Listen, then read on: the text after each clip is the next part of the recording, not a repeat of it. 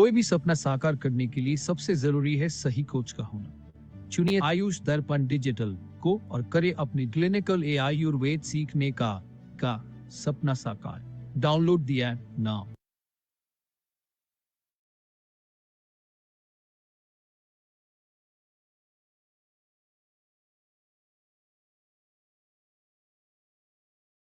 कोई भी सपना साकार करने के लिए सबसे जरूरी है सही कोच का होना। चुनिए आयुष दर्पण डिजिटल को और करे अपनी क्लिनिकल आयुर्वेद सीखने का सपना साकार। Download the app now.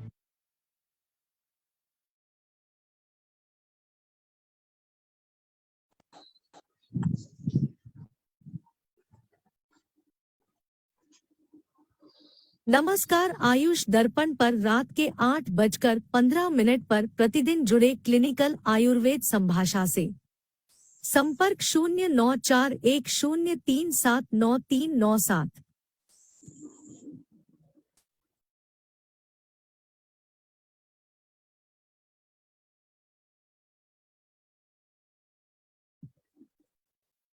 अपने आप पर भरोसा रखें, यही भरोसा आपकी सफलता की कुंजी बनेगा। आयुष दर्पण के YouTube चैनल को सब्सक्राइब करें। नए वीडियो के नोटिफिकेशन को प्राप्त करने के लिए बेल आइकॉन दबाएं। आयुष दर्पण के डिजिटल ऐप को गूगल प्ले स्टोर से डाउनलोड करें।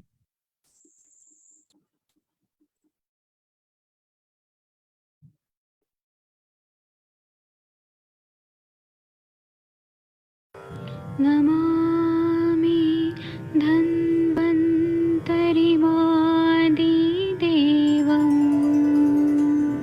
सुरासुरैः वन्दितपादपद्मम् लोके जरामृत्युनाशं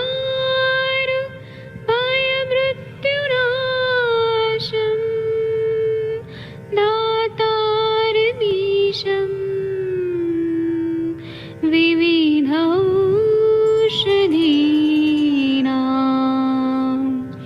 शङ्खं चक्रं जलौकां दधतं मृतघटं चारुतोर्भिश्चतुर्भिः सूक्ष्मस्वच्छादिरुद्यं शुकपरिविलसन् मौलिमं भोजनेत्रम् कालाम्बोदोज्ज्वलाङ्गं कटितटविलसत्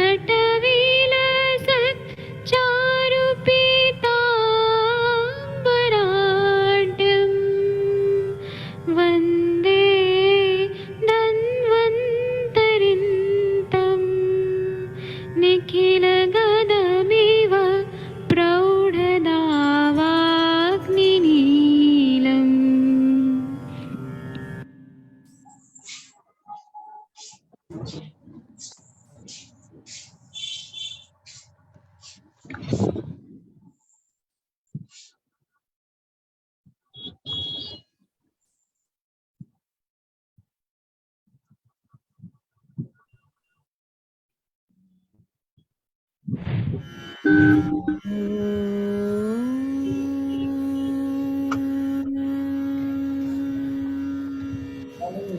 शङ्खं चक्रं जलौकां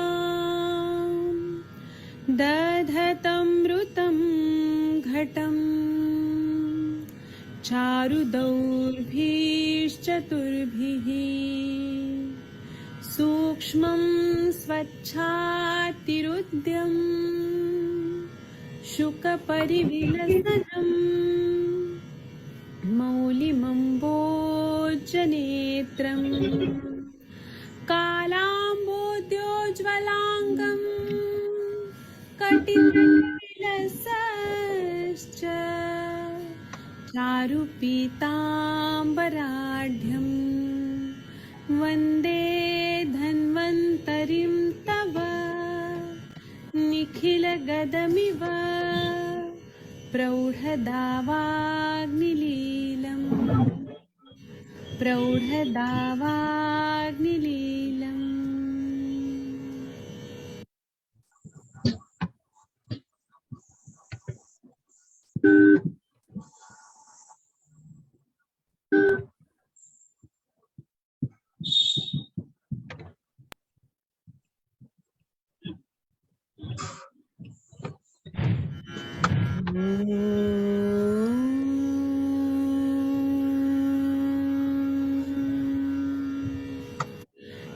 शङ्खं चक्रं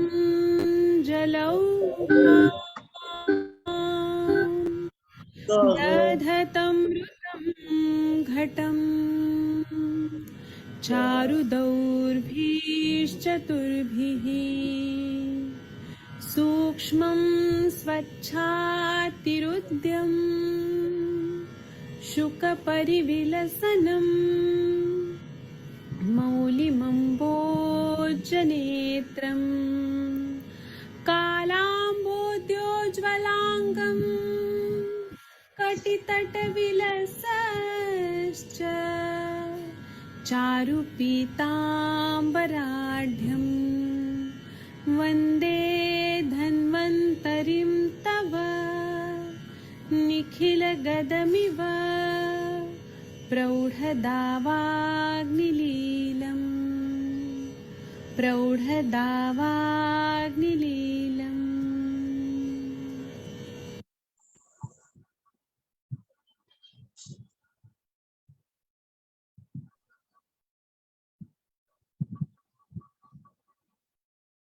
प्रणाम सभी लोगों को। मैं वैद्य अरविंद पाठक पुणे महाराष्ट्र से आप सभी लोगों का स्वागत करता हूं। सभी लोगों को कोटि कोटि प्रणाम करता हूं। आइए आज हम लोग अर्श व्याधि पे बात करेंगे। अर्श के पेशेंट जो हैं वो बहुत ही हमारे पास कॉमनली आ रहे हैं। तो अर्श व्याधि में किस तरह से हम लोग को चिकित्सा करना चाहिए, क्या सोचना चाहिए, और अर्श पे तो बहुत सारा लेक्चर हो चुका है, लेकिन कुछ अलग दृष्टिकोण से अगर देखें, मैं बाकी लोगों से रिक्वेस्ट करूंगा कि म्यूट रखिए। खासकर आलोक श्रीवास्तव जी, अगर आप सुन पा रहे हैं तो अपना ऑडियो जो है वो म्यूट रखा करिए, सभी को डिस्टर्ब होता है। ठीक है, तो अभी हम ना अर्श व्याधि पे बात करेंगे। आप सबके सब भारत के सर्वश्रेष्ठ चिकित्सक हैं और सभी लोग ये पाइल्स के पेशेंट आते हैं तो आप लोग ट्रीटमेंट करते ही हैं, तो हम इसी पे बात करेंगे। सबसे पहले तो अर्श व्याधि जो रहता है वह एक दुश्मन की तरह रहता है। अरिवत प्राणन हनस्ती, ऐसे जो बोला है कि वह बहुत ही डेंजरस बीमारी रहता है और दुश्मन की तरह प्राणों को हरण कर देता है। तो इसको बहुत ही प्रायोरिटी बेसिस पे हमें चिकित्सा करना पड़ता है। जब हम लोग अर्श व्याधि देखते हैं तो इसमें माधव निदान में बहुत ही अच्छे से बताया है कि दोषास्त्वं मास मेदांसी संदुष्य विविधा कृतिन मांसांकुरान आपानादो कुर्वन्ते अर्शांसी तान जगु। मतलब वातादित दोषों के कारण अब ये देखिए संप्राप्ति जो है वह कहाँ कहाँ हो रही है। यहाँ पे वात पित्त कफ तीनों दूषित है, अग्निमंदता है, अतिमल संचिति है, यहाँ पे ऐसा संप्राप्ति हो रहा है। और स्थान संशय कहाँ हो रहा है तो गुदावली में, जहाँ पे त्वचा, मांस, मेद और रक्त की दुष्टि होती है। और ये स्थान संशय कहाँ हो रहा है तो गुद द्वार के जगह पे जाके अनेक प्रकार के आकृति युक्त बहुत सारे ऐसे अंकुर उत्पन्न हो जाते हैं और इनको ही हम अर्श व्याधि बोलते हैं। ये जो अलग अलग अंकुर टाइप जो ऐसे ये हो जाते हैं, स्ट्रक्चरल चेंजेस हो जाते हैं, तो ये कभी गुद मार्ग में तो होते ही हैं, लेकिन नाक में भी होते हैं, शिश्न पे पेनिस में भी होते हैं, या फिर योनि भाग में भी होते हैं। तो उनको अलग अलग, जैसे नासार्श बोलते हैं, योन्यार्श बोलते हैं, शिश्नार्श बोलते हैं। ठीक है, लेकिन आज हम लोग जो अभी बात कर रहे हैं वो गुदांकुर जो है, गुदार्श, उसकी बात कर रहे हैं। और इसमें वात पित्त कफ तीनों दोषों की दृष्टि होती है और तीनों मिलके ऐसे होता है। और एक रक्तजन्य भी होता है और एक सहज भी अर्श होता है, ऐसा हम लोगों ने पढ़ा है। ऐसे 6 टाइप बताए, मतलब वात पित्त कफ से 3 और रक्तजन्य चौथा, सहज जो जन्म से होता है और एक जो जन्म से होता है। इस तरह से टोटल कितना हुआ, वात पित्त कफ से 3 हो गया, तीनों दोष से मिलके सन्निपात चौथा हो गया, रक्तजन्य ब्लीडिंग पाइल्स जो होता है वो 5वां हो गया, और 6वां जो सहज होता है। इस तरह से ये जो हो गया, ये 6 प्रकार का अर्श ज्यादातर कॉमनली बोला जाता है। ठीक है, और चरक संहिता में तो बोला है कि सहज और जन्मोत्तर, ऐसे 2 टाइप बताए हैं, शुष्क अर्श, रक्तार्श, ऐसे और टाइप बताए हैं। अब ऐसे बताया है कि अगर कर्क लग्न स्थित सूर्य रहा और उसमें शनि की दृष्टि पड़े ऐसे हमारे कुंडली में, और उस टाइम पे जन्म हुआ, तो अर्श रोगी होगा और कुष्ठ रोग होगा और निर्लज ऐसा होगा। तो इसकी चिकित्सा दैवपाश्रय चिकित्सा है कि सूर्य मंत्र जप करना चाहिए, तिलक और अर्घ की संविधा युक्त हवन करना चाहिए, गाय का दान करना चाहिए। जिनको ऐसा अर्श हुआ है जो असाध्य टाइप का है, जो ठीक नहीं हो रहा है, उनके लिए बताएं। और ऐसा बोल रहे हैं कि पूर्व कर्म विपाक क्या होता है, कि ये क्यों होता है अर्श व्याधि, जो हम लोग सहज बोलते हैं, या इस जन्म में ऐसे इतना बड़ा बड़ा व्याधि क्यों होता है। तो जो गो हत्या करता है, गाय को मारता है, या फिर जो लोग वेद शास्त्र वगैरह पढ़ा रहे हैं उनकी हत्या करता है, हवन आदि करने वालों को मारता है, उसको अर्श व्याधि हो जाता है। तो इसके लिए ना बहुत सारे दैव चिकित्सा बताइए कि विष्णु हृदय मंत्र का जाप करना चाहिए, चांद्रायण व्रत करना चाहिए, पुरुष सूक्त का जप करना चाहिए, सूर्य को अर्घ देना चाहिए, फिर धन दान करना चाहिए, घृत दान करना चाहिए, सोना का दान करना चाहिए। ये सब जब हम करते हैं तो अर्श व्याधि से मुक्ति मिल जाती है। अर्श व्याधि जो रहता है वह जन्म से आया हुआ या फिर बाद में जन्मोत्तर जो रहता है वह दो टाइप का रहता है। उसी तरह से शुष्क और स्त्राव युक्त रक्तार्श, ऐसे दो टाइप रहता है।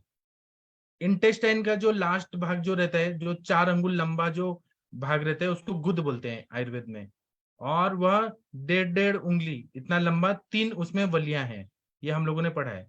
पहली वली है, पहले अंदर की वली है, उसको हम बोलते हैं प्रवाहिनी, दूसरी वली को विसर्जनी, और तीसरी को संवरणी ऐसा बोलते हैं। और संवरणी जो है वो बाहर 1 अंगुल इतना यव प्रमाण के आगे, उसके आगे गुदौष्ट रहता है, और वहां में आगे बाल रहते हैं, केश रहते हैं। सहज अर्श का कारण गर्भ में ही उत्पन्न हो जाता है, जहां पे बीज दृष्टि होती है उनको ये हो जाता है, और ये गुदौष्ट में ही ये उत्पन्न हो जाता है।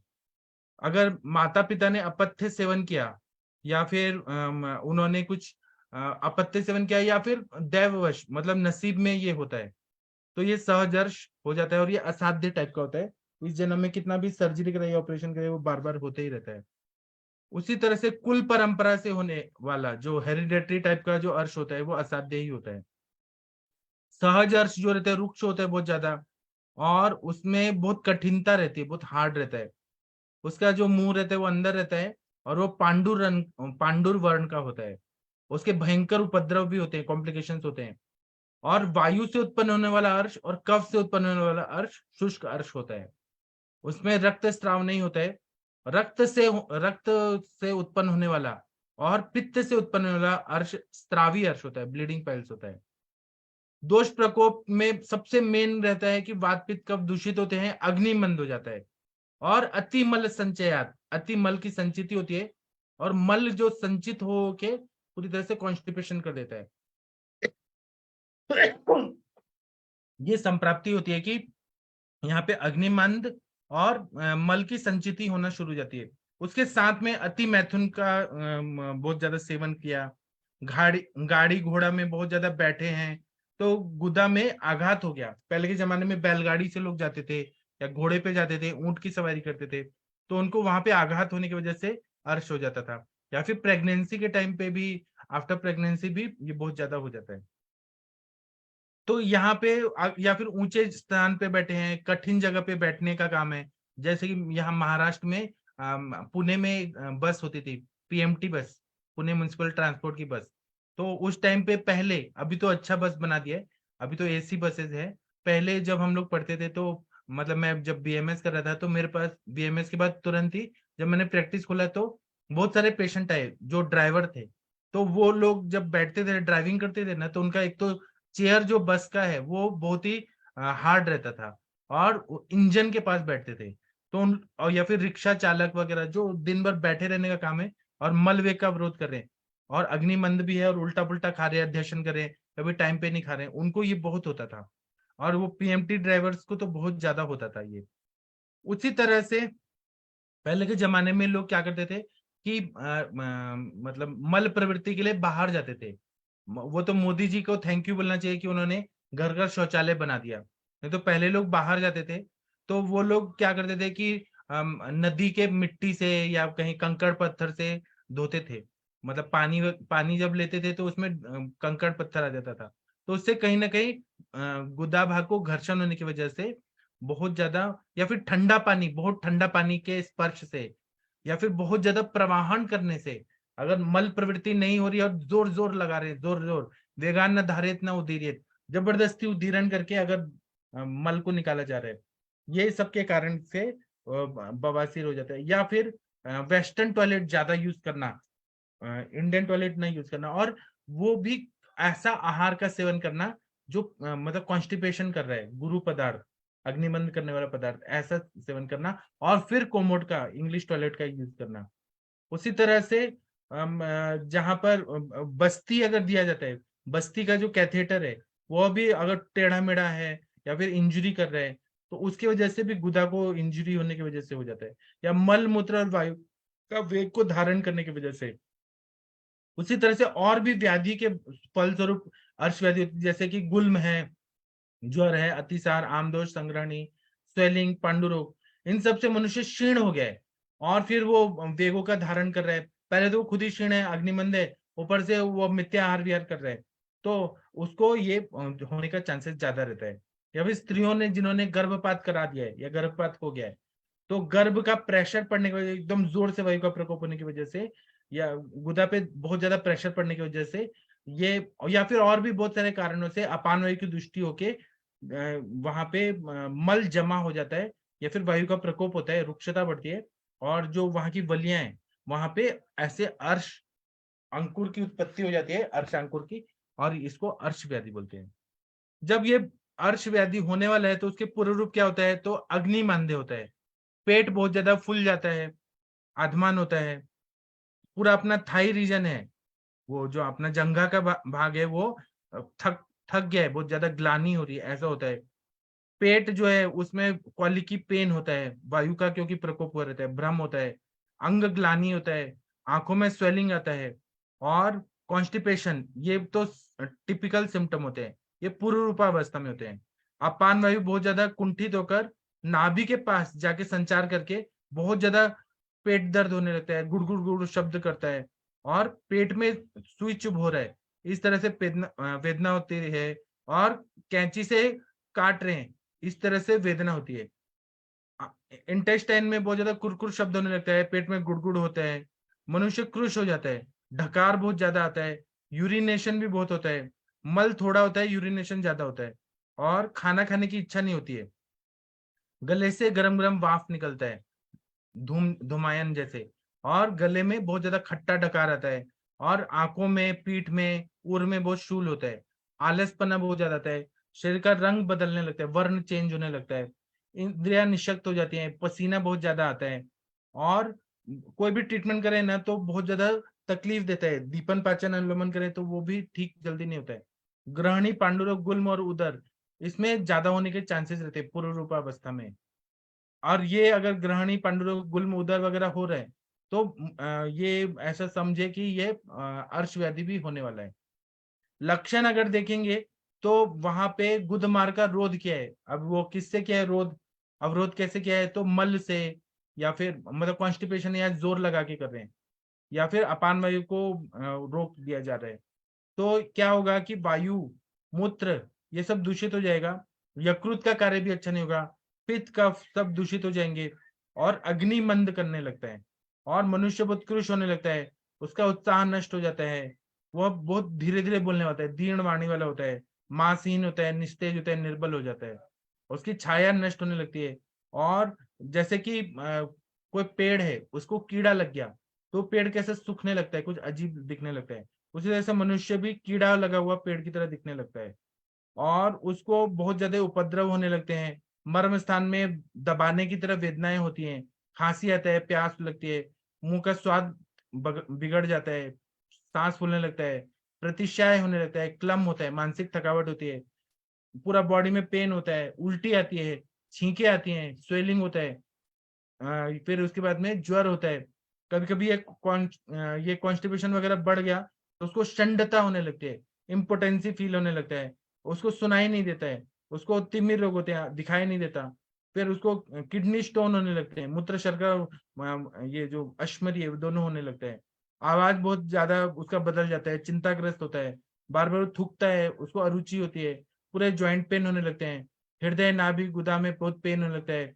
जितनी बड़ी बड़ी संधि है उधर पेन होने लगता है, और उसके गुदा से बहुत चिपका चिपका, जिस तरह से मंड होता है उस तरह से स्त्राव होने लगता है गुदा से, और कभी पेट साफ होता है कभी नहीं होता है, कभी उसका टाइट होने लगता है मल प्रवृत्ति, कभी गीला होने लगता है, कभी उसका पक्व होता है मल प्रवृत्ति, कभी आम युक्त होता है, कभी सफेद होता है, कभी पीला होता है, कभी हरा होता है, कभी लाल होता है, कभी बहुत ज्यादा चिकनाहट युक्त होता है, वो बार बार धोने के बाद भी नहीं धुलता है, और अगर कोमोड में लग गया तो वो भी और मुश्किल से निकलता है, आम युक्त रहता है, और बार बार थोड़ा थोड़ा मल प्रवृत्ति होती है। ये सारे लक्षण अर्श में होते हैं। चिकित्सा अगर हम लोग देखेंगे तो अर्श, अतिसार और संग्रहणी ये एक दूसरे के आश्रय आश्रय संबंध से रहते हैं। अग्नि प्रदीप्त जिनका हो गया वो तो अर्श, अतिसार, संग्रहणी से दूर रहते हैं, लेकिन अग्निमंद है तो अर्श, अतिसार और संग्रहणी होने का चांसेस रहता है। जिसको अर्श होगा उसको अतिसार होगा, अतिसार होगा तो संग्रहणी होगा, संग्रहणी होगा तो अर्श होगा। और इसमें अर्श व्याधि में औषध, शस्त्र, शार और अग्निकर्म ये चिकित्सा बताया है। उसमें औषधि मुख्य है, और कुछ लोग क्या करते हैं कि बहुत ज्यादा गुद भाग सूज गए तो वहां पे जलौका वचारण करते हैं, जो बहुत अर्श अंकुर बहुत ज्यादा मोटे मोटे है वहां पे जलौका लगा देते हैं, और ये बार बार संचित रक्त को जलौका से निकालते हैं। वायु का अनुलोमन करना पड़ता है, अग्नि को प्रदीप्त करना पड़ता है, ऐसे अन्नपान और औषधि की योजना करनी पड़ती है, और स्नेह युक्त खाना देना पड़ता है, पसीना आए ऐसा ट्रीटमेंट देना पड़ता है, और विरेचन हो ऐसा चिकित्सा करना पड़ता है। अगर उल्टी आ रही है तो कफ की चिकित्सा करें, अगर लूज मोशन टाइप हो रहा है तो पित्त की चिकित्सा करें, बहुत ज्यादा पेन हो रहा है वहां पे स्नेह युक्त जैसे कि मात्रा बस्ती वगैरह दे, घृतपान कराएं, ऐसा सब बताएं। लेकिन अग्नि को ध्यान में रखते हुए सब कुछ करना चाहिए। रक्तज अर्श को पित्त वाला अर्श की जैसे चिकित्सा करें, स्तंभन दें, वहां पे संग्रहण करें। दूषित रक्त तो अपने आप निकल जाता है, स्टार्टिंग में दूषित रक्त है तो उसको नहीं रोकना है, लेकिन बाद का रक्त है तो उसको रोकना जरूरी होता है, क्योंकि रक्तम जीवति स्थिति, ऐसा बताया। फिर इसमें विरेचन करना आदि देना बहुत अच्छा है, अनुलोमन होना चाहिए। और अगर वातातिसार जैसे है तो उसमें उदावर्त जैसी चिकित्सा करें, वातातिसार की चिकित्सा करें। अगर बर्निंग बहुत ज्यादा है तो रक्त पित्त नाशक उपचार करें। बद्धकोष्ठता है, पेट अच्छे से साफ नहीं हो रहा है तो पेट साफ करने का दवाई दें। अगर वातार्श का कारण देखेंगे कि वायु का अर्श क्यों हुआ है, तो उसका कारण क्या है? वायु का अर्श है कि बहुत ज्यादा कषाय रसात्मक, बहुत ज्यादा तीखा, मिर्ची वाला, रुक्ष चीजें, बहुत ठंडी चीजें, बहुत लघु चीजों का सेवन कंटिन्यू किया जा रहा है, लेट खाना खाया जा रहा है। लोग क्या करते हैं 12-1 बजे रात को खाते हैं, लेट खाना खाते हैं, फिर बहुत कम खाना खाते हैं, या बहुत ज्यादा तीव्र मद्य का सेवन करते हैं, बहुत ज्यादा मैथुन करते हैं, बहुत ज्यादा उपवास करते हैं, ठंडे ठंडे पदार्थ खाते हैं, या फिर वो लोग बहुत ज्यादा मेहनत करते हैं जिम में जाके, या फिर शौक करते हैं, या फिर हवा में घूमते हैं, या फिर धूप में घूमते हैं, तो उनको वातजन्य अर्श हो जाता है। वातजन्य अर्श जब होता है तो उसमें क्या होता है कि बहुत ज्यादा जो अर्श के अंकुर रहते हैं वो सूखे सूखे रहते हैं, स्त्राव रहित रहते हैं, स्त्राव नहीं रहता है, और बहुत ज्यादा वेदना युक्त रहते हैं, और उसमें निर्जीव रहते हैं, वो बहुत अरुण वर्ण के रहते हैं, श्याम वर्ण के रहते हैं, बहुत ज्यादा हार्ड रहते हैं, और टेढ़े मेढ़े रहते हैं, कोई छोटे मोटे बड़े कैसे भी वायु की वजह से विषम आकृति के होते हैं, कोई कदम पुष्प की तरह रहेंगे मोटे मोटे, कोई कॉटन का जो सीड होता है वैसे रहेंगे, कोई जो सरसों का बीज होता है वैसे रहते हैं, छोटे बड़े कैसे भी हो जाते हैं। और इसके वजह से कमर दर्द बहुत ज्यादा होता है वातार्श की वजह से, पूरा थाई रीजन में पेन होता है, जॉइंट पेन होता है, पूरे रिब्स तक पेन जाता है, और छींके बहुत आती है, ढकार आता है, कॉन्स्टिपेशन होता है बहुत ज्यादा। उसके बाद में हृदय में जकड़ने जैसा वेदना होती है, अरुचि होता है, खांसी आता है, श्वास होता है, कभी अन्न पचता है कभी नहीं पचता है, कभी कान में गुड़ गुड़ गुड़ गुड़ कान में भी आवाज आता है, टिनाइटस जो बोलते हैं, कर्णस्वेट जैसे आवाज आते हैं, और भ्रम ये लक्षण होता है। और मनुष्य को मल प्रवृत्ति बहुत मुश्किल से होती है, कठिन होती है, थोड़ा होता है, शब्द युक्त होता है, बहुत ज्यादा प्रवाहन करने के बाद होता है, शूल युक्त रहता है, झाग होता है, चिपका चिपका होता है, और अटकते अटकते थोड़ा थोड़ा मल प्रवृत्ति होता है, और उसकी वजह से त्वचा, नख, मल मूत्र ये सब काले हो जाते हैं, मुंह भी काला दिखने लगता है, और इसमें गुल्म, प्लीहोदर और अष्टिला मतलब प्रोस्टेट का भी प्रॉब्लम ये वातार्श की वजह से होने लगता है।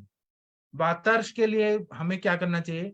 तो जो पुराना वाला जो अर्क का पत्र होता है और पंच लवण और ये तेल और खट्टे पदार्थ सब मिक्स करके उसका क्षार बनाना चाहिए, और फिर वो मधु के साथ मिक्स करके उसको पीना चाहिए, तो वातार्श में बहुत अच्छा फायदा होता है। उसी तरह से पुराना जो सूरन होता है, सूरन की सब्जी को, उसमें सूरन की सब्जी में मरीच, या सब्जी ले या उसका स्वरस निकाले, उसमें मरीच, शुंठी, पिपली और उसके बाद चित्रक, हींग, जीरा, अजवाइन, अजमोदा, ये संभाग लेके और वो 1/4 करें उसको, मतलब बॉईल करें और वह पिए नींबू का रस डाल के, तो इससे बहुत अच्छा फायदा होता है। या सूरन मोदक जो रहता है उसका सेवन करें, या फिर सूरन वटक उसका सेवन करें तो बहुत अच्छा फायदा होता है। क्योंकि सूरन वटक है, उसे शूल, संग्रहण, अतिसार, प्रवाहिका, गुल्म, वातार्ष, वायु का प्रकोप, ये सब नष्ट कर देता है, अग्नि प्रदीप्त कर देता है और बल देता है। सूरन मोदक जो है वो वैद्य को कभी भी रक्तपित्त और गर्भिणी को नहीं देना चाहिए। जो रक्तपित्त का रोगी है उसको सूरन मोदक कभी नहीं देना चाहिए, क्योंकि ये सूरन वटक, क्योंकि ये इसमें ऐसी दवाइयां, गर्म दवाई है जो अर्श को सुखाता है, और मरीज, चित्रक, शुंठी, ये सारे गर्म दवाई हैं, इसलिए रक्तपित्त रोगी को और गर्भिणी को बिल्कुल नहीं देना है। फिर इसके साथ में सेंधा नमक, चित्रक, फिर विड़ नमक, बेलफल, नीम, इनका चूर्ण लेके और दही में मिक्स करके सेवन करना है। तो इसे 7 दिन सेवन किया ना तो वाताश पूरी तरह से नष्ट हो जाता है। इसके बाद में आता है पित्तार्श। पित्तार्श किसको होता है? जो बहुत ज्यादा तीखा, खट्टा, फिर अम्ल रसात्मक, उष्ण पदार्थ खाते हैं, व्यायाम करते हैं, जो अग्नि के पास बैठ के काम करते हैं और बहुत ज्यादा मेहनत करते हैं, और गर्मी के जगह पे जाके, और इंजन के पास काम करते हैं, गर्म प्रदेश में, या फिर गर्म काल हो गया है, सीजन, ठीक है। फिर क्रोध होता है बहुत उनको, मद्यपान करते हैं, और उसके बाद में दाह उत्पन्न करने वाले ऐसे पदार्थों का सेवन करते हैं, तीखा चीजें बहुत ज्यादा खाते हैं, और बहुत ज्यादा उष्ण अन्नपान का सेवन करते हैं, उनको पित्तार्श हो जाता है। ये रक्तार्श नहीं, पित्तार्श है। तो पित्त प्रकोप की वजह से अर्श जो होता है वो, उसके जो अग्रभाग होते हैं वो ब्राउनिश होंगे, या पीला होंगे, या काला होगा, और उसमें पतला पतला स्त्राव होता है, और बहुत गंदा स्मेल आता है, सड़ा हुआ स्मेल आता है। उसमें बारीक और छोटे छोटे कोमल और शिथिल अर्श हो जाते हैं, और उनका आकार जो रहता है वह जिस तरह से तोता, पैरट का जीभ होता है उस तरह से हो जाता है। और या फिर जो जलौका होता है उसका मुंह, उसकी तरह, जलौका का मुंह देखा होगा आप लोगों ने, उस तरह से हो जाता है। उसमें बहुत ज्यादा बर्निंग होता है, गुदपाक होता है, गुदा के भाग में छाले पड़ जाते हैं, और पित्तार्श में ज्वर होता है, स्वेद होता है, तृष्णा, मूर्छा, अरुचि, मोह, ये सब होने लगता है, और पेशेंट को ढकार बहुत ज्यादा आता है, और त्वचा, नख, नेत्र हरा, पीला, हल्दी जैसा हो जाता है। पित्तार्श में हमें चिकित्सा क्या देना है? तो बोलबद्ध रस देने से अच्छा फायदा होता है, या फिर हमें तिल, और ये जो ये रहता है स्वीट पोटैटो, उसका बीज, स्वीट पोटैटो का बीज और नागकेशर, इनका चूर्ण चीनी के साथ अगर खाएं तो पित्तार्श कभी नहीं होगा। या फिर तिल का चूर्ण, मिश्री, मक्खन, नागकेशर का अवलेह बना के सेवन करें तो पित्तार्श कभी भी नहीं हो सकता है। या फिर तिल, या फिर इंद्रदेव का काढ़ा, इसका मधु के साथ सेवन करें, और परहेज में भात, चावल और मूंग दाल का युष, उसका सेवन करें तो पित्तार्श पूरी तरह से नष्ट हो जाता है। कफार्श जो रहता है वो मधुर पदार्थ, मीठा चीज बहुत ज्यादा खा रहे हैं, अग्निमंद करने वाले, स्निग्ध, शीत और बहुत ज्यादा नमकीन चीजें, खट्टी चीजें बहुत ज्यादा खा रहे हैं, और दिन में व्यायाम करें, भोजन करके तुरंत व्यायाम कर रहे हैं, दिन में सो रहे हैं, और पूरा जो आज से सुखम स्वप्न सुखम बोला है, मतलब प्रमेय में जो हेतु बताया कि हमेशा गद्देदार जगह पे बैठे हैं, और पूर्व दिशा की हवा का सेवन कर रहे हैं, ठंडा प्रदेश है, और कुछ मेहनत नहीं करे, पेट भी साफ नहीं हो रहा, अग्निमंद भी है, तो इसकी वजह से कफार्श हो जाता है। कफार्श में जो उसका मूल रहता है अर्श का, बहुत डीपली एनरूटेड रहता है, ये मंद पीड़ा करने वाला रहता है, कठिन रहता है, और ये सॉफ्ट रहता है, और इसमें खुजली बहुत ज्यादा आती है, और इसमें ऐसा लगता है जैसे कटहल का बीज है, उस तरह से मोटे मोटे आ जाते हैं, या गाय का जो स्तन होता है उस तरह से मोटे मोटे हो जाते हैं, और इसके वजह से गुदा, बस्ती वगैरह, नाभि में बहुत पीड़ा होती है, क्योंकि मोटे मोटे ऐसे अर्श हो जाते हैं। और मेह होता है, प्रमेह करता है, मूत्रकृच्छता करता है, मस्तक को जड़त्व करता है, शीत ज्वर उत्पन्न कर देता है, नपुंसकत्व और अग्निमांद्य, उल्टी, अतिसार वगैरह कर देता है। और इसमें मल जो आता है बहुत वसा और चर्बी, कफ युक्त आता है, और प्रवाहिका उत्पन्न कर देता है, क्लेद होता है, और रक्त वगैरह नहीं आता है कफार्श में, और ये फूटता भी नहीं है, और त्वचा, नख, नेत्र सफेद वगैरह दिखने लगता है। कफार्श में क्या चिकित्सा बताए तो इसमें जलौका लगा के रक्त निकालना चाहिए, या फिर जो अर्क पत्र का जो दूध होता है उसको निकाल के और उसमें टंकन क्षार हल्दी वगैरह डाल के वो करें, या क्षार सूत्र का प्रयोग करें, या फिर जो कड़वा वाला लौकी होता है वो कांजी में मिक्स करके गुड़ डाल के गुदा को लेप लगाएं, उससे बहुत अच्छा फायदा होता है। या सूरन, हल्दी, चित्रक, टंकन क्षार, गुड़ इसको मिक्स करके और गुदा पे लेप कराएं, तो ये जो है वो ठीक हो जाता है। बल्लातक के कल्प हैं जैसे अर्श कुठार रस, कांकायन मटी, ये सब बहुत बढ़िया काम करता है। रक्तार्श के पेशेंट जब हमारे पास आते हैं तो रक्तार्श के पेशेंट जो रहते हैं वह ब्लीडिंग पाइल्स वाले होते हैं, उसमें वड के अंकुर की तरह रहता है, गुंजा की तरह रहता है, या जो सफेद प्याज होता है उसकी आकार के रहता है, और मल जिसने बहुत रोक के रखा है, मल अवरोध के हिस्ट्री है, मल वेग अवरोध की हिस्ट्री है, उनको ये गंदा खून बार बार आने लगता है, और वो जब भी मल त्याग करते हैं तो खून आने लगता है, ये रक्तार्श होता है। अपान वायु जो है वो अच्छे से नहीं निकलता, जो रक्त निकलता है वो बहुत पतला रहता है, अरुण वर्ण का रहता है, झाग युक्त रहता है, और कमर, पीठ और गुदा में बहुत पेन होने लगता है, दुर्बलता आने लगती है, ब्लड लॉस होने लगता है, और इसमें जो मल प्रवृत्ति होती है वो बहुत सफेद होता है, स्नेह युक्त रहता है, जड़ होता है, शीतल होता है, और तंतु युक्त रक्त आता है, कभी गाढ़ा आता है, कभी सफेद आता है, कभी झाग युक्त आता है, लेकिन ये बहुत डेंजरस होता है रक्तार्श। जो लोग बहुत ज्यादा नॉनवेज खाते हैं, बहुत रात्रि में खाते हैं, उनको तो ये बहुत ज्यादा होने का चांसेस रहता है। नॉनवेज खाना बुरा नहीं है, लेकिन नॉनवेज में बहुत ज्यादा मसाला डाल के और बहुत ज्यादा हैवी मात्रा में नॉनवेज खाना, उनको ये होता है। और जो लोग वॉकिंग नहीं करते हैं, दिन भर बैठे रहते हैं, बैठने से ये ज्यादा अर्श व्याधि हो जाती है। इसमें क्या बताया कि गाय का घी लेना है और उसमें अहिफेन मिक्स करके वहां पे लेप लगाना है, उससे पेन कम हो जाता है। और रक्तार्श अगर है तो चंदन, नाकेशर, यष्टि मधु, उशिर, इसको तंडुलोदक के साथ लेने से बहुत अच्छा फायदा होता है। रक्तस्राव बहुत ज्यादा हो रहे तो इंद्र, अजवाइन, फिर उसके बाद में रसांजन, इसके चूर्ण को तक्र के साथ ले, या फिर यवक्षार और दाड़िम का रस, इससे सिद्ध किया हुआ घी ले, कमल केशर, चीनी, तिल, मक्खन, इनका प्रयोग रक्तार्श में करने से बहुत अच्छा फायदा होता है। या प्रवाल पंचामृत अपना जो है वो गुलकंद के साथ खाने से बहुत अच्छा फायदा होता है। इसी तरह से सूरन वटक, सॉरी, ये कुटज परपटी, अगर बहुत ज्यादा रक्तार्श हो तो कुटज परपटी, कुटज घनवटी, कुटज नाकेशर चूर्ण देने से बहुत अच्छा फायदा होता है।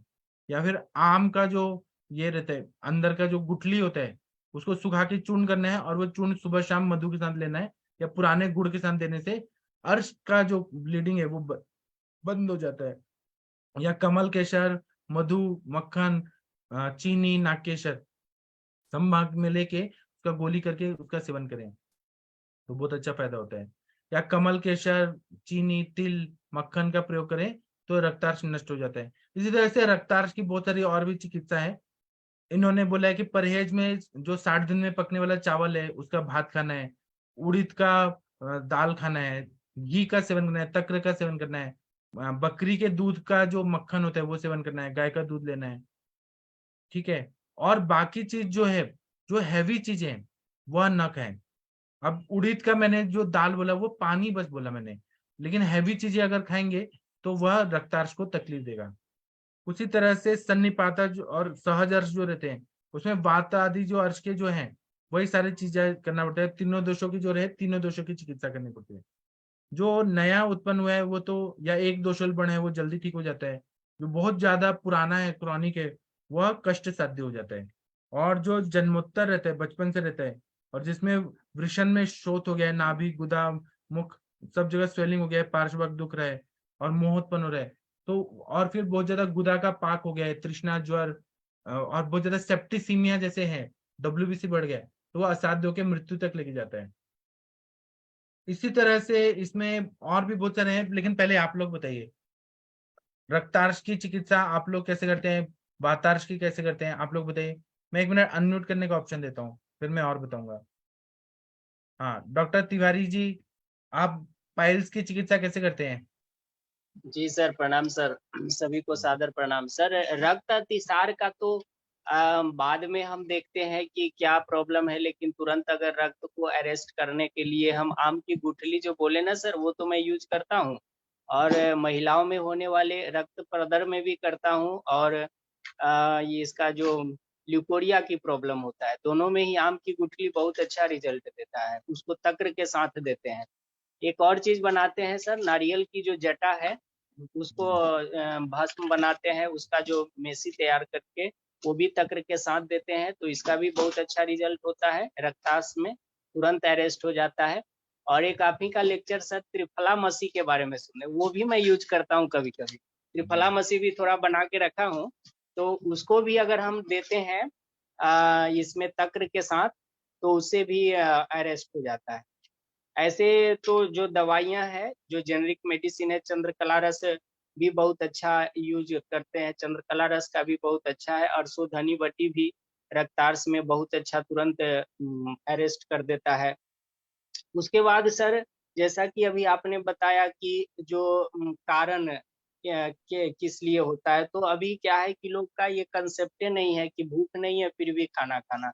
मंदाग्नि है, अग्नि अच्छी नहीं है, मंद है, फिर भी उसमें गुरु पदार्थ का सेवन करते हैं, जिसके कारण उनको कॉन्स्टिपेशन होता है, अपान वायु की दुष्टि होती है, और यहीं से शुरुआत ही होती है। तो हम तो जो भी आते हैं अर्श के पेशेंट, उनको लिक्विड डाइट पे शिफ्ट कर देते हैं, बोलते हैं कि अगर सही होना है तो आप जब तक मेरी दवा चल रही है कोशिश कीजिए कि जितने भी बादी चीज है, चना हो गया, मटर है, गोभी, आलू, ऐसी सब्जियां को बंद करिए।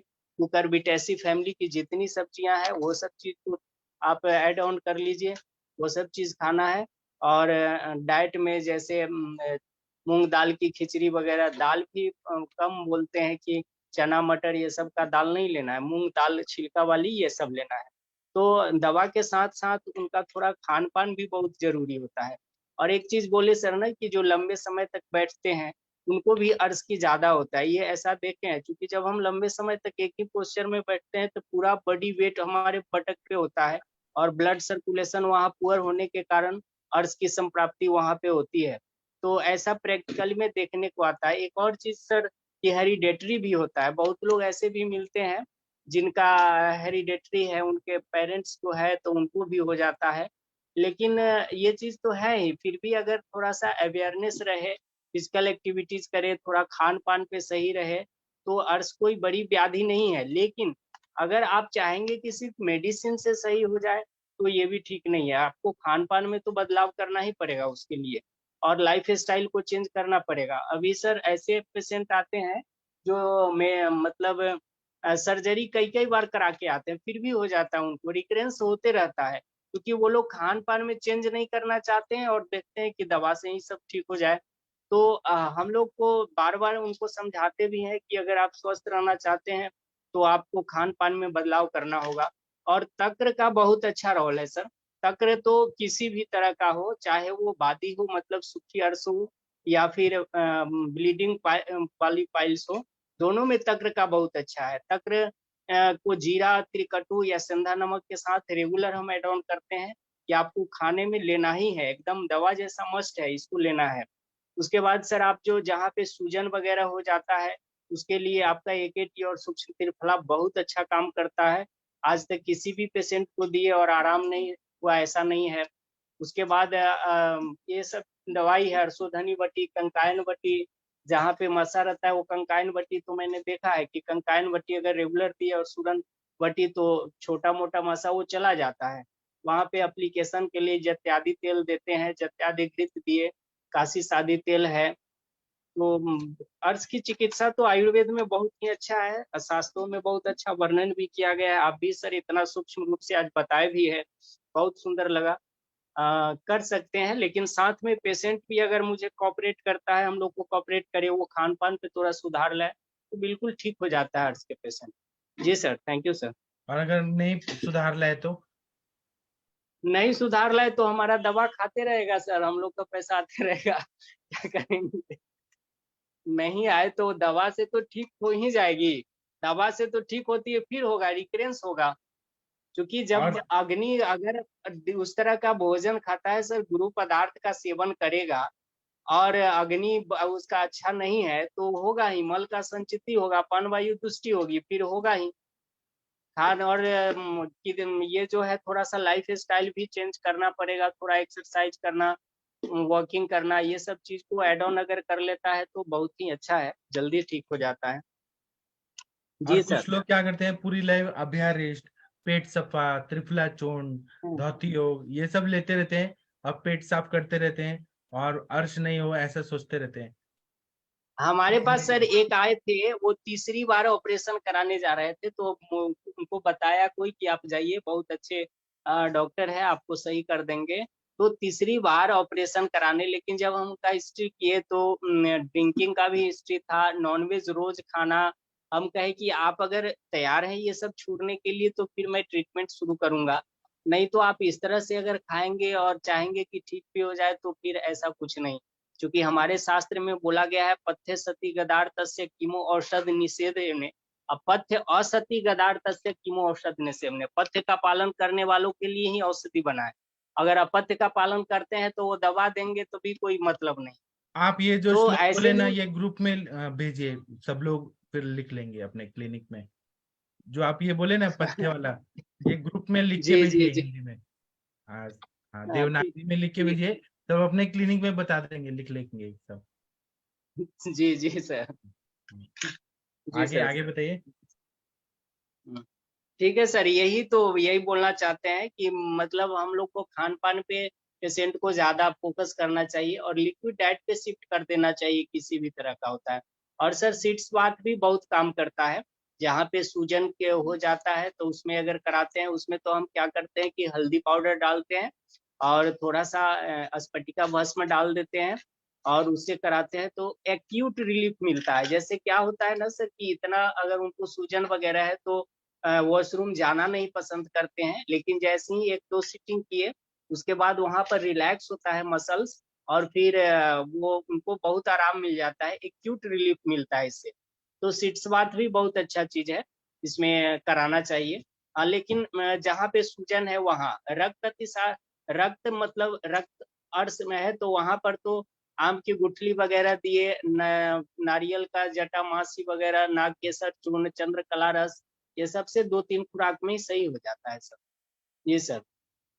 और आप इसके बारे में क्या बोलेंगे, जो लोग एनोरेक्टल सर्जरी करने का यहाँ पे महाराष्ट्र में परमिशन मिल गया है, तो वो लोग सर्जरी करते हैं, तो आप लोग क्या इस पे बोलना चाहेंगे कि सर्जरी करना चाहिए अपने बीएमएस वालों को, चार तो सर सूत्र और सर्जरी? ये स्पेशलिटी तो होती है ना सर इनमें, रेक्टम के लिए उनका तो रहता है, जो छाड़ सूत्र वगैरह करते हैं, छाड़ सूत्र से, छाड़ सूत्र भी तो हमारा तो सर्जरी का ही एक भाग है सर, हाँ तो वो लोग करते ही हैं सर। जी, आप भी करते हैं बगंदर चार वगैरह सूत्र का? चार सूत्र का आप भी जी करते हैं? नहीं सर, हमको तो वो ऐसा कुछ नहीं, हम तो समन चिकित्सा से ही जो ठीक होने वाला वो करते हैं, नहीं ठीक हुआ तो फिर हम रेफर कर देते हैं। और जी ऑलमोस्ट सर 99% लोग जो खान पान को बदलाव करते हैं वो सही होकर ही जाते हैं, लेकिन जो चाहते हैं कि हम सिर्फ दवा लेते रहे और खाते पीते सब कुछ रहे तो उनको बहुत मुश्किल होता है ट्रीट करना। सही तो हो जाएगा लेकिन रिकरेंस रहता है, फिर दोबारा भी होता है। जी जी सर। ठीक है। डॉक्टर अर्चना मैम, प्रशांत भट्ट जी, वर्षा मैम, कुछ बोलना चाहेंगे आप लोग? अर्श का कुछ एक्सपीरियंस, हाँ बताइए, बोलिए मैम। हाँ हेलो सर। जी मैम बताइए। हाँ इसमें तो सर सबसे पहले अग्नि दीपन ही करना पड़ता है, लिक्विड डाइट देना पड़ता है सर, और हेतु सेवन बंद करना है, और विरेचन बस्ती इसका भी अच्छा रिजल्ट मिलता है सर, और शमन चिकित्सा, उसके बाद पंचकर्म चिकित्सा या शार सूत्र भी कर सकते हैं सर, इसमें अच्छा रिजल्ट मिलता है सर। जी बहुत अच्छा। डॉक्टर मंदाकिनी मैम, आप क्या देती हैं गवर्नमेंट सप्लाई के मेडिसिन में? मंदाकिनी मैम सुन पा रही हैं क्या? जी सर, ऑलमोस्ट सर सब कुछ डिस्कशन हो ही गया है। एक लेप हमने आपने गवर्नमेंट में तो नहीं, लेकिन जो लोकल थे ना, तो वो जो स्नूही आता है ना, उसके दूध को हल्दी में मिक्स करके वो लोग लेप लगाते थे, तो बताते थे कि इसका बहुत अच्छा रिजल्ट आता है सर। बाकी तो सारा कुछ आप लोगों ने डिस्कशन किया है। ठीक है। योग वगैरह पे ज्यादा मेरा फोकस रहता है, क्योंकि वो मसल्स जो गुदवल्ली होती हैं वो काफी ऑडिमेटस हो गई होती है, तो उसके लिए फिर मैं अग्निमांद्य वगैरह होता है, काफी गैस बननी होती है, आंत सूजन हो रहा होता है, तो फिर मैं उन लोगों को ऐसे अपना बता देती हूँ कि ऐसे आपको योग करना है, तो ये उसमें अपना जो जितने भी आसना जो मेनली पेट पे फोकस किए रहते हैं, तो वो आसना बता देती हूँ। और एक अश्विनी क्रिया, उनकी जो गुदवल्ली पूरी भरी होती है, तो उसके जो अर्श होते हैं ना, उनमें भी उनकी ना जो पॉटी होती है वो चिपकी होती है। तो समटाइम्स सर कभी कभी अपने कॉलेज में मैंने देखा था कि वहाँ पे धूपन चिकित्सा भी करते थे। तो धूपन का मुझे याद नहीं क्या द्रव्य थे, तो वो वहाँ पे अच्छे से प्रक्षालन करके फिर धूपन करते थे। ये सब मैंने ऐसा देखा था सर।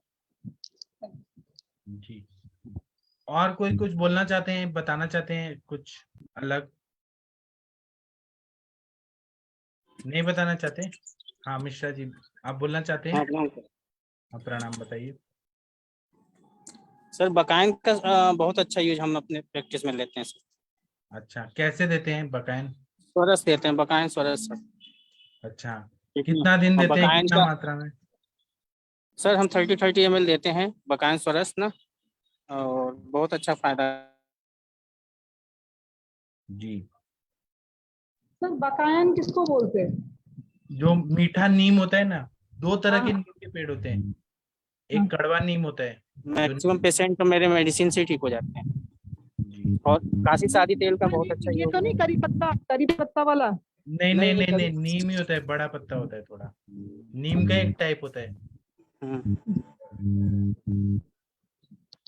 तो सर वो किस वाले अर्श में देखते हैं आप बकायन में? जितेंद्र मिश्रा जी आपसे पूछ रही हैं कौन से अर्श में देते हैं? सर जो जिसमें क्या कहते हैं, अगर शुष्क है, जो कफट भी है ना, अगर ऑपरेशन भी है, अगर ब्लीडिंग भी आ रही है ना, उस केस में भी हल्दी के पानी में अगर हम। जी सर, थैंक यू सर। जी, और कोई कुछ पूछना चाहते हैं, बताना चाहते हैं? हाँ सर। हाँ, सर ये तो- कह रहा था, वो लीवर वाले पेशेंट ट्रांसप्लांट के लिए भी जा रहे हैं। अच्छा, कोई क्या बात हुआ सर कि वो अब हम केस तो खराब कर ही दिया था इन लोगों ने। 8-9 दिन हमने ट्रीटमेंट।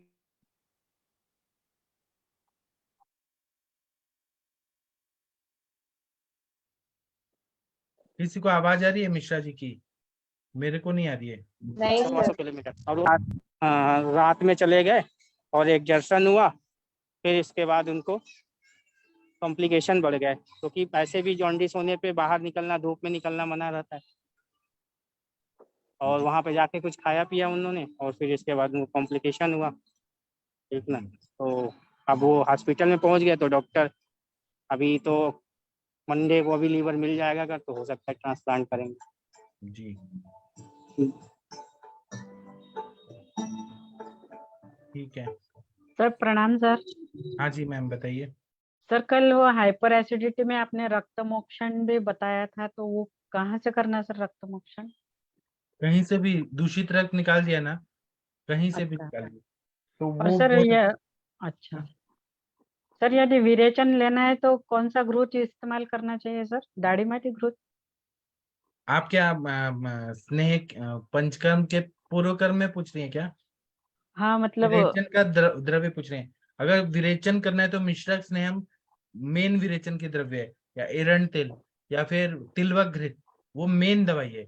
अगर आपको पहले करना है तो महातिक्त घृत है, दाढ़ी माती घृत है, नॉर्मल घी है, वो सारे हाँ, द्रव्य है। क्लासिकल विरेचन यदि करना है हाइपर एसिडिटी में हाँ, तो तो दाढ़ी आपको माटी। वर्धमान मात्रा में स्नेहन के लिए चाहिए, तब आप हाँ, दाढ़ी माती घृत यूज करिए, वो क्योंकि पित्त पित्त का शामक शमन। लेना पड़ेगा ना सर? हाँ, शतावरी घृत लीजिए। जी सर, हाँ थैंक यू। हाँ। प्रणाम सर। जी मैम, हाँ जी सर, बताइए।